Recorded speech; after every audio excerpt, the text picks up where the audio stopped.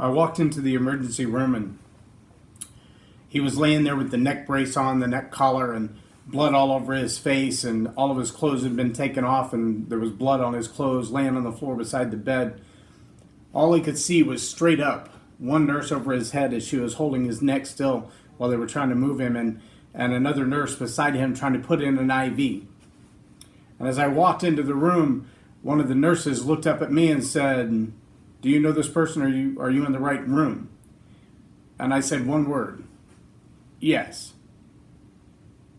And my son looked the nurse right in the eye and he said, "I know that voice."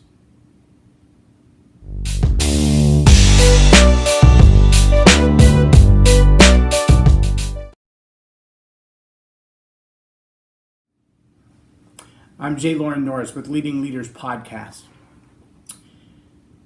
And sometimes fathers get a bad rap. Sometimes fathers, like I did when my kids were young, we worked too much. We worked too far from home. There were times when my kids were 8, 9, 10 years old that I was gone 3 weeks at a time on my job.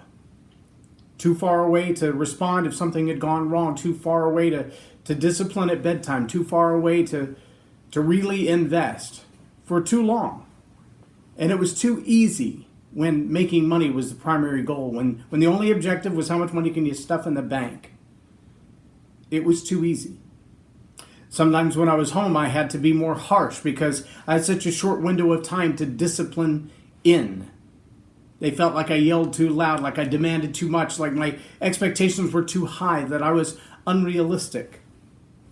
I get that. Sometimes fathers get a bad rap for other reasons, because they leave too soon. They can't stick it out. They're not courageous enough to face the struggle that is being a dad. Some weren't ready to be a dad to begin with, and when they heard the words, "I'm pregnant," they freaked out and ran.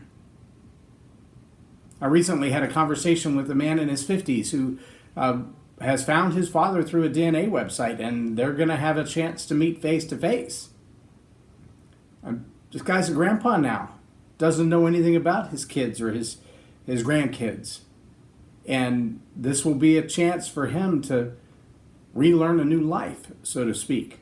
An entire family that was part of him that he didn't know.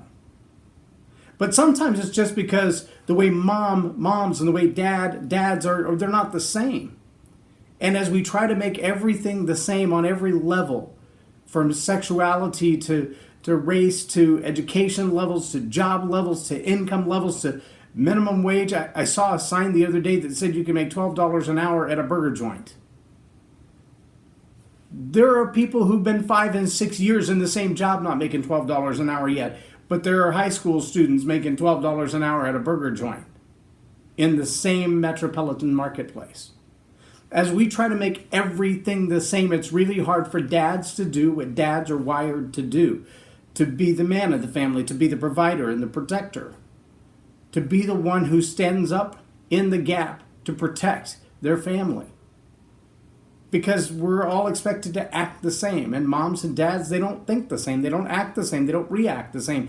It's just not possible. Yesterday, I got to spend Father's Day with all 4 of my children and all 8 of my grandchildren. Well, 7.5. One will be here by Christmas.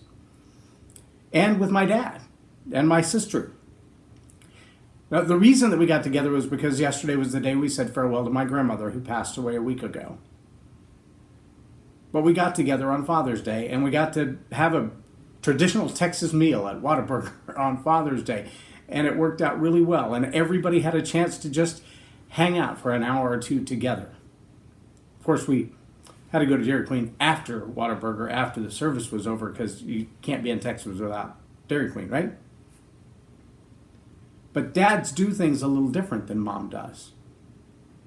And I don't want you to think for a moment that a father who acts like a father, who acts like a man, who acts like a dad, but doesn't look like mom, doesn't do things like mom, doesn't behave like mom, doesn't respond like mom, isn't being a good dad just because he's being different. We all have our own uniquenesses, our own unique relationships. At the end of the day, though, my children know the sound of my voice. They know who I am, and what to expect of me, and I've made some mistakes, and I responded too harshly, and I disciplined too hard. I have to admit that. But I also know that they know that I love them. And while they may not always agree with my behavior or my procedures or my prognosis, at the end of the day, they know that I love them, and I will pour into them, and I would lay down my life for them. Sometimes dads get a bad rap. Don't give up being a dad. Don't give up being a father. Do it your way. Do it the way you're led, and do it with love. I'm J Loren Norris for Leading Leaders Podcast on Tell It Like It Is TV. Have a blessed day.